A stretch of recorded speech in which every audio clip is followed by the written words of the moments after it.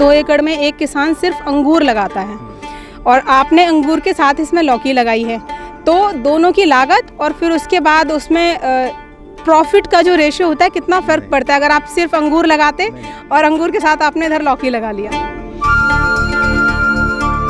नमस्कार, आप देख रहे हैं ग्रीन टीवी इंडिया और आज लेकर आई हूं आपको महाराष्ट्र के नासिक में पीपल गांव में, जहां पर मैं आपकी मुलाकात करवाऊंगी। सत्यजीत मौर्य जी हैं हमारे साथ, उनके साथ। लेकिन उससे पहले मैं आपको इस गांव की कुछ खासियत बता दूं।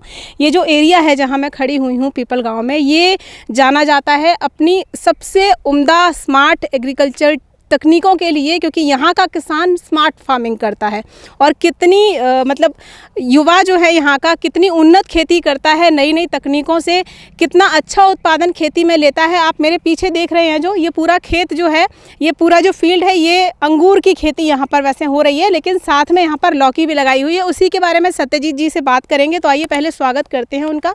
सत्यजीत जी, बहुत बहुत स्वागत है आपका कार्यक्रम में। नमस्ते सर, जैसा मेरी आपसे भी बात हो रही थी, आपने मुझे बताया कि इसको मिनी दुबई भी कहा जाता है। क्यों इसको मिनी दुबई कहते हैं? इसको मिनी दुबई कहने का कारण यहाँ पे ऐसा है कि ये बहुत बड़ी बाजार पेट है यहाँ पे एक एग्रीकल्चरल बेस इंडस्ट्री है, इसलिए एग्रीकल्चर में सबसे ज़्यादा इनोवेशंस, सबसे ज़्यादा टेक्नोलॉजीज़ और नए नए कोई प्रोग्राम्स या फिर कोई टेक्नोलॉजी का इस्तेमाल करते, कोई रिसर्च डेवलपमेंट्स का काम यहाँ पे बहुत ज़्यादा होता है। कृषि नवाचार आप यहाँ पर बहुत ज़्यादा देखेंगे किसानों को। मैं एक चीज़ यहाँ पर देख रही हूँ, आपने वैसे यहाँ पर लगाया हुआ है, ये अंगूर का पौधा है और उसके साथ आपने लौकी की खेती यहाँ पर की हुई है। तो इंटरक्रॉपिंग है एक तरीके से लौकी और अंगूर का। अभी ये क्या है, ये जो लगा है ये रूट स्टॉक है, इसके ऊपर अंगूर का ग्राफ्टिंग किएंगे। ये जो रूट बोलते हैं ये बेंगलोर रूट है, इसमें बहुत सारे वैरायटीज़ है जो किसान जिस हिसाब से उसका रिक्वायरमेंट वो लगाते हैं। लेकिन अभी मेरे को इसको है ना कम से कम ग्राफ्टिंग के लिए 6 महीना बाकी है, 3 से 4 महीना बाकी है। तब तक ऐसा रखने से अच्छा है कि मैं लौकी लगाऊँ। लौकी का पीरियड 6-7 महीने तक चलता है। अगर ऊपर लौकी भी रहा, इसमें ग्राफ्टिंग किया तो वो भी कोई दिक्कत नहीं आती। वैसे भी इसको क्रॉप आने में 18 महीने तक का समय लग सकता है। तो जो आपने इस पौधे से इस पौधे के बीच में जो अंगूर के पौधे हैं, ये दूरी इतनी ही रहती अगर आप बीच में लौकी नहीं लगाते तो भी? तभी यही रहती है। तो अब एक तरीके से आपने जगह का इस्तेमाल किया, यूटिलाइज किया उस स्पेस को। ये क्या है, ऐसे साल भर 6-7 महीने ऐसे पड़े रहने से अच्छा है तो लौकी का प्लांट लगाए। ये 3-4 महीने में मार्केट रहे ना रहे फिर भी हम निकाल देंगे। 3-4 महीने का जो क्रॉप निकाल सकते उतना क्रॉप निकालेंगे। तो आप हर साल करते हैं एसेंट? नहीं, ये एसेंट मैंने नहीं, ये एक्सपेरिमेंट किया। मैंने 2 साल पहले किया था, बाजू में एक प्लॉट है उसमें किया था। तो यहाँ पे लौकी हो या चाहे करेला हो या फिर कोई और जो वेली पिक है तो उस पे प्रयोग करते ही रहते। कोई इसमें अंदर टमाटर भी लगाते, कोई सोयाबीन या अपन के मूंगफली का भी काम करते इसमें। अच्छा। इंटरक्रॉप। तो मतलब अंगूर के साथ अगर आप सह फसल कोई दूसरी लगा लेते हैं तो आपको काफ़ी लाभ हो जाता है, क्योंकि पौधा जब तक उसकी ग्राफ्टिंग होती है काफ़ी 7-8 महीने का समय रहता है। तो उस समय की आप बचत कर सकते हैं और भूमि का इस्तेमाल आप दूसरी फसल लगा के कर सकते हैं। बचत भी हो जाती है। हाँ, बचत भी हो जाती है और ऊपर का काम रहता है ड्रिप इरिगेशन, फर्टिलाइजेशन, उसका भी मतलब पूरा यूटिलाइज हो जाता है। ये आपने पूरे एरिया में ड्रिप इरिगेशन पे काम था। ये कितनी ज़मीन पर आपने ये खेती की हुई है सर? अभी ये 2 एकड़ का प्लॉट है। यहाँ पे जो ये प्लॉट है 2 एकड़ का है, इसमें रूट और लौकी की ये लगा है। अच्छा, मैं मतलब खेती के सब्जेक्ट पे ना बात करते हुए मैं अगर आपसे ये कहूँ कि मान लीजिए 2 एकड़ में एक किसान सिर्फ अंगूर लगाता है और आपने अंगूर के साथ इसमें लौकी लगाई है, तो दोनों की लागत और फिर उसके बाद उसमें प्रॉफिट का जो रेशियो होता है कितना फ़र्क पड़ता है अगर आप सिर्फ अंगूर लगाते और अंगूर के साथ आपने इधर लौकी लगा लिया? अभी इधर लौकी लगाने की पहली वजह ये है कि मेरा एंगल का जो अंगूर का स्ट्रक्चर है, जो एंगल ये लौकी के लिए अलग से बनाने में कोई मज़ा नहीं है। ये अंगूर का परमानेंट स्ट्रक्चर है। अभी ये मेरा ये सेकंड क्रॉप है अंगूर का है। यहाँ पे पहले निकाल के मैंने यही स्ट्रक्चर लगा, इस पे न्यूली ये जो स्टेनलेस का वायर है ये डाल के। तो मैंने ये सोचा कि ट्रायल करके एक बार देखा है तो ये बार भी लौकी का हिसाब से करके देखा है।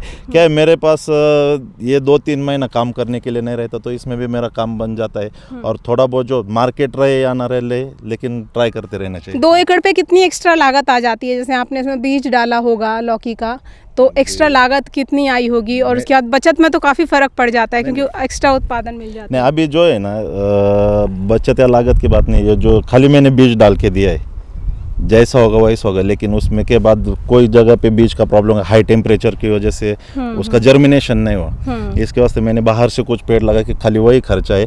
और जो ऊपर का जो हल्का दवाई है, अभी इसको रूट स्टॉक को कोई दवाई की ज़रूरत नहीं पड़ती, ज़्यादा दवाई ऊपर ही लगे तो खाली दवाई का खर्चा हो जाएगा। वाटर या जो हम ड्रिप इरीगेशन से जो फर्टिलाइजेशन देंगे उसमें दोनों का भी काम कर जाएगा। और ये लौकी का जो इसमें फॉस्फोरस की मात्रा ज़्यादा रहती है, जो और क्लोराइड ये जमीन से ज़्यादा खींच लेता है, ये भी एक अच्छा काम होता है उसमें। मतलब आप एक तरीके से ये कह सकते हैं कि एक लागत में आपको दो फसल मिल जा रही है ना? अभी इसमें क्या है, इसका पत्ती जो कटिंग करना पड़ता है, ये जो अगर कटिंग करके नीचे डालेंगे तो इसका ऑर्गेनिक कार्बन भी बनता है, ये भी एक फायदा उससे होता है। अभी मैं देख रही थी आपने ऑफ कैमरा एक यहाँ से एक फल को या फ्रूट को पिंचिंग किया था, उसमें वो क्या होता है कि जैसे कि ये लौकी का एक फल है, इसमें ना पिंचिंग की ज़्यादा, जितना ज़्यादा पिंचिंग करोगे ना उतने। अभी ये प्लांट, ये देखिए यहाँ पे एक छोटी लौकी का है, तो ये लौकी में ज़्यादा क्या होता है, एक लौकी के बाद 2-3 पत्तों में ना लौकी निकलती है, उसके बाद है ना खाली फूल निकलता है। तो क्या करना पड़ता है, जो खाली फूल रहता है, अभी ये देखो यहाँ पे खाली फूल है, ये थोड़ा बड़ा, हाँ वो फूल रख के ये लौकी का है, इसके बाद जो खाली फूल है यहाँ पे पिंचिंग किया, तो इसमें से ना लौकी का प्रमाण ज़्यादा, फ्रूटफुलनेस उसका ज़्यादा बनता है।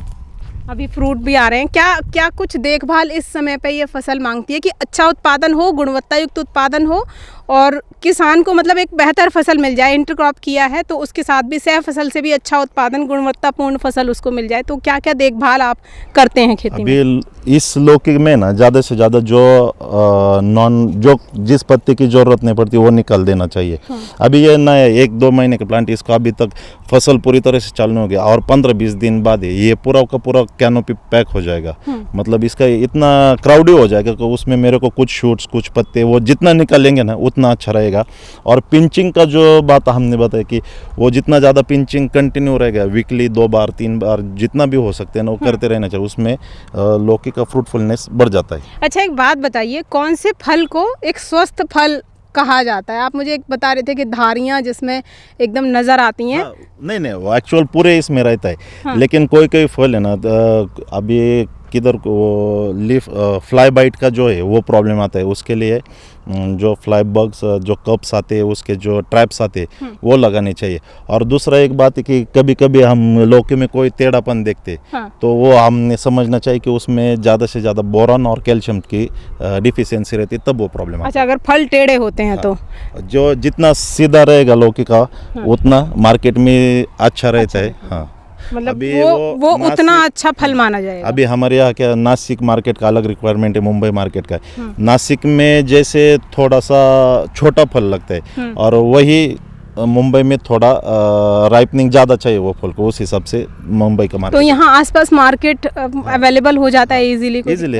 हमारे गांव में भी बहुत बड़ा मार्केट है, इसके लिए कोई दिक्कत नहीं आती। अभी यहाँ से मतलब पीपल गांव में है, ओझर में है, यहाँ पे आसपास करीब 2-3 मार्केट। और हमारा लौकी के लिए ज़्यादा से बड़ा मुंबई का भी में जाता है माल, यहाँ से ट्रांसपोर्ट सिस्टम्स बहुत हेवी है यहाँ पे, तो कम खर्चे में मुंबई में भी माल जाता है। अगर मानो कि कोई किसान का कम फसल निकल तो 2-4 20-25 कैरेट का है तो वो नासिक ले जाने के लिए उसको ट्रांसपोर्ट का भाड़ा ज़्यादा जाएगा। तो बाहर के मुंबई का अकेला लेके गया तो वही कोई ट्रांसपोर्ट से डालेगा तो उसको खर्चा कम आएगा, तो वो मुंबई में भी ज़्यादा जाता है। तो कुल मिला के आप कह सकते हैं कि सह फसल जब आप लगा लेते हैं, एक फसल के साथ दूसरी फसल लगा लेते हैं, तो आपकी लागत जो है वो कम हो जाती है। हाँ, कम हो जाती है। अभी मेरे को कैसा, खाली लौकी के लिए मेरे को अगला स्टैंड बनाना पड़ा होता, लेकिन एक अंगूर का स्ट्रक्चर अवेलेबल था इसलिए मैंने ये प्लांट किया। स्ट्रक्चर पे आपकी अगर मेरा ये नहीं होता तो मैं शायद टोमेटो भी लगा था, प्याज भी लगा सकता था इसमें, उसके बाद मूंगफली, सोयाबीन, ऐसा इंटरक्रॉप भी कर सकता हूँ। तो आप अगर अंगूर की खेती कर रहे हैं तो टमाटर है, सोयाबीन है या मूंगफली है, जैसे सर ने घिया की खेती की है, लौकी करेला भी आप लगा सकते हैं। अच्छा सर, एक बड़ी जो जिज्ञासा रहती है लोगों को, जब भी किसी सफल किसान की, प्रगतिशील किसान की हम कहानी या स्टोरी या फिर उनका इंटरव्यू अपने चैनल पर दिखाते हैं तो कमेंट्स में जो हमारे दर्शकों के क्वेश्चंस होते हैं उसमें सबसे बड़ा सवाल होता है कि नंबर मिल सकता है क्या? तो आप हमारे दर्शकों को यदि कोई आपसे संपर्क करना चाहे, कोई जानकारी लेना चाहे कि सह फसल कैसे कर सकते हैं अंगूर की खेती के साथ, तो आप हमारे दर्शकों को यदि अपना संपर्क बता दें तो नंबर, एक बार कॉन्टैक्ट नंबर बता दें। मेरा कॉन्टैक्ट नंबर है 9923695711। 9923695711 ये सर का नंबर है। आप इस नंबर पर संपर्क कर सकते हैं। किसी भी विषय में आप जानना चाहते हैं, सह फसल यदि आप अंगूर के साथ कोई लगाना चाहते हैं तो सर से जानकारी ले सकते हैं। सर, कुछ और इस विषय से संबंधित कोई सवाल जो मैं आपसे नहीं पूछ पाई हूँ और किसान के लिए जानना ज़रूरी हो? एक बात तो आपने मुझे लगता है कि आपका बहुत अनुभव है इस बारे में, जो पूछना चाहिए था आपने बहुत अच्छी तरह से पूछा है। तो रही बात किसानों के लिए, कोई बोलेगा कि हमको डायरेक्ट लौकी का लगाना है प्लांट, तो उसके लिए सबसे ज़्यादा उनको स्ट्रक्चर का खर्चा देखना पड़ेगा। अभी एक बार में स्ट्रक्चर ऐसा बनो कि एक आपको कंटिन्यूसली वेली पिक जो है, चाहे लौकी हो, करेला हो, ऐसा कोई पिक हो, तो उसके लिए आपको सबसे पहले हेवी स्ट्रक्चर बनाना पड़ेगा। जो मचान विधि से खेती करते हैं, मचान के हिसाब से जो करते हैं वो स्ट्रक्चर हेवी बनाना पड़ेगा। और उसके बाद आप निर्णय लेके जो क्रॉप लगाने का है उस हिसाब से स्ट्रक्चर का कंटिन्यूसली जो लेना है पहले वो हिसाब से स्ट्रक्चर बनाओ। यहाँ आपकी वो लागत बच जाती है। हाँ, वो लागत बच जाती है। जी सर, बहुत बहुत शुक्रिया आपका ग्रीन टीवी पे तमाम जानकारियाँ देने के लिए। Thank you. ओके, कोई बात नहीं। तो ये थे सत्यजीत कैलाश मौर्य जी, जिन्होंने आपको बताया कि यदि आप अंगूर की फसल लगा रहे हैं और समय अगर बीच में आपके पास है, 5-1 महीने का जो समय रहता है, उस टाइम में आप उस जगह का कैसे इस्तेमाल कर सकते हैं। जो आपको 2 पौधों के बीच में जगह मिल रही है तो आप वहाँ पर लौकी की खेती कर सकते हैं, आप वहाँ पर मूंगफली लगा सकते हैं, सोयाबीन लगा सकते हैं, तोरई की फसल लगा सकते हैं, करेला लगा सकते हैं, जो कि ये जो समय है ये बहुत अच्छा समय है इन फसलों को लगाने के लिए। और ये एक जो बड़ी बात सर ने बताई कि ग्राफ्टिंग से पहले आप अगर इन सब फसलों को लगाते हैं तो वो जो समय रहता है 5-6 महीने का, वो यूटिलाइज हो जाती है आपकी ज़मीन भी। और सबसे अच्छी चीज़ कि आप एक लागत में 2 फसल निकाल लेते हैं तो आपकी लागत जो है वो कम हो जाती है मुख्य फसल पर। अभी के लिए इतना ही, फिर मिलेंगे ग्रीन टीवी इंडिया पर किसी नई अच्छी जानकारी के साथ। कुछ भी ऐसा मुझे मिलेगा जो मुझे लगता है कि स्पेशल है, आप तक पहुंचना चाहिए। देश के हर हिस्से के किसान को ये पता चले कि किस हिस्से में किस तकनीकी से किसान खेती करता है। इसीलिए हम देश भर में भ्रमण करते हैं और आप तक वो तमाम जानकारियां पहुंचाते हैं। अभी के लिए इतना ही, फिर मिलेंगे आपसे किसी नई जानकारी के साथ। देखते रहिए green TV India. Channel subscribe नहीं किया है तो सब्सक्राइब करिए और तमाम सोशल मीडिया प्लेटफॉर्म्स पर जुड़ जाइए ग्रीन टीवी से। नमस्कार। देखिए ग्रीन टीवी यूट्यूब पर भी, बस सब्सक्राइब करें और बेल आइकन दबाएं।